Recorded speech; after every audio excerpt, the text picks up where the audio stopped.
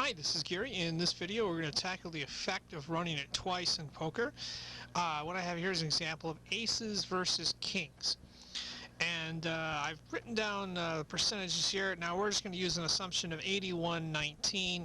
The actual assumption, or the actual equity, may be a little bit different from that, but we'll use 81-19 for our example. And we're also going to use 50 big blinds each, which means if we win, we get a pot of 100. And if we lose, obviously, we get nothing. Well, that's for running it once. Now, if we run it twice, the distribution looks something like this, where we win 65.6% of the time, which is just basically the 81 number times the 81, so 81 squared. And then we're going to tie 30.8% of the time, where we get split pot, so we get 50 big blinds back. And then we will lose 3.6% of the time, or the 19% of the time we would lose in one running it once, but that would be squared. So we're going to lose, we get 0 back 3.6% of the time. And as you can see here, the EV is not changed.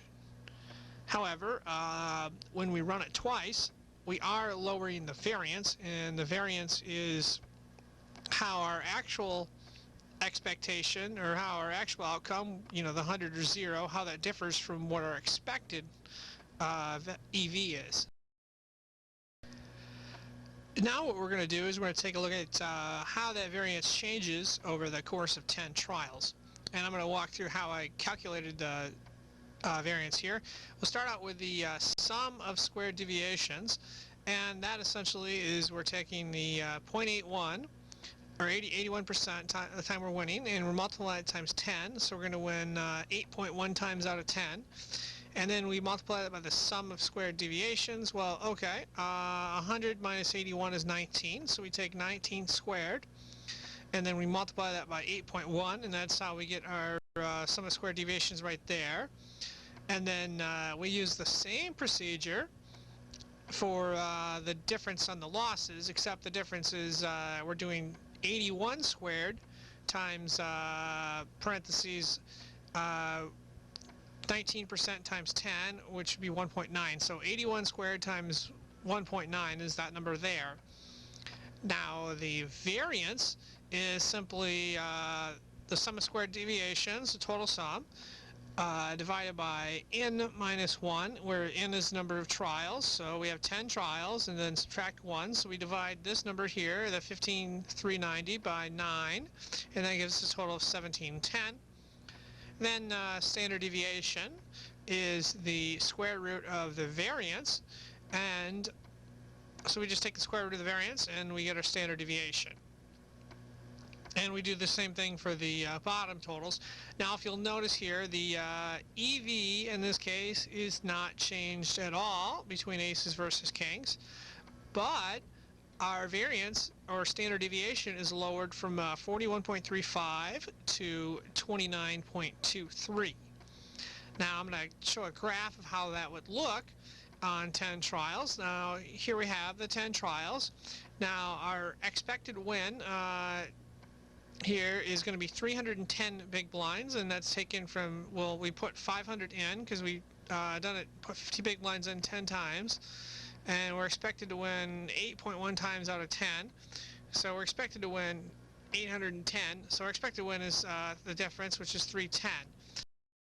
Well, okay, each one of these standard deviations is how we vary from the mean. Take, for example, one standard deviation. That's going to be explain 68.27% of the data, and that'd be about 34.135 one standard deviation and 34% the other way. Now, if we go to two standard deviations, that is going to explain 95.45% of the data. We have our positive two standard deviations, and then we have our negative in red on the left there. Moving on to three standard deviations is going to explain almost all the data, 99.73%, and with the exception of a few outliers. Now, remember, this graph is for running it once. Well, we want to know what the effect of running it twice is for 10 trials. And if we run it twice, it looks like this, where we have a lower standard deviation. The standard deviation drops to 29.23. Now, if we want to compare both graphs, it'll look something like this, where we run it once is on top, and then we run it twice is on the bottom. If you'll notice, on the left side, the reason anyone would want to run it twice is because we lower the variance, or we lower the tail risk on the bottom. If you'll notice, running it twice, we have a higher expectation under the worst of circumstances, but of course we're trading off there because we're giving up upside in this example. Now, this example was an 81-19. Where there's not a ton of variance, but there is some variance or standard deviation. If we switch over to a situation where there's a 60-40, we're actually going to have even more variance, and the closer we get to a coin flip, let's say we go 55-45, we're going to have actually even more variance from just running it once. Here's some data I have from a 60-40 here. Now, as you'll notice, obviously the EV is unchanged, and the variance is lowered, and we want to figure out by how much. Well, after running some computations in Excel, we figure out that our weighted EV is still 60, and we notice that our variance actually is reduced. Our standard deviation is reduced from 51.64 to 36.51, and this is over 10 trials, of course. Now, if we go ahead and we graph that, we have run it once on top with a 51.64 standard deviation, and we have run it twice on the bottom with a 36.51 standard deviation. And what we're looking at is our expected win is 100 in both cases. That's 50 big blinds times 10, which is 500. That's what we put in, and we're expected to win 60% of the time. So we got 10 trials, 10 pots of 100. So that's 10 times 60% is 600, and the difference between that is 100. Now, the reason somebody would run it twice, once again, is they're concerned about the tail risk, which is the risk of losing, and that's on the left side, or the risk of having a negative expectation. Our tail risk in this case of running it once is 16%, and that's 100 minus 68 divided by 2. So 32 divided by 2 is 16. But if we run it twice, our tail risk is actually lowered to approximately 2.5%. So our tail risk is lowered significantly by running it twice, and that's why some people have a preference to run it twice, because it can lower the risk. It doesn't change the expectation at all. It just changes the risk of losing, or it significantly lowers the risk of losing. Of course, that's at the expense of upside.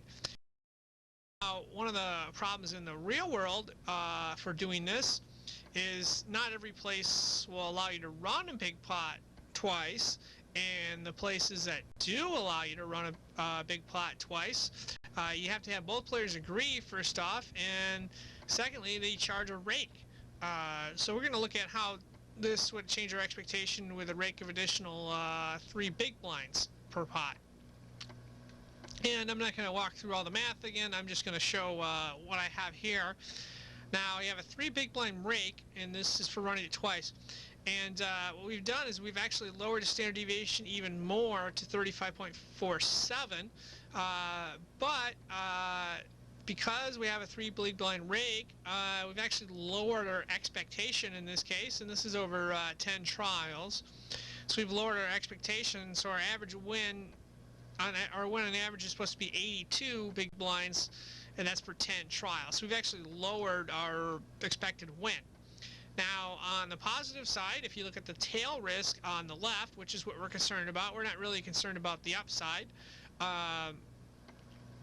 The tail risk, well, initially running it once, it's still 16%, but if we run it twice, the tail risk is narrowed down to 2.5%.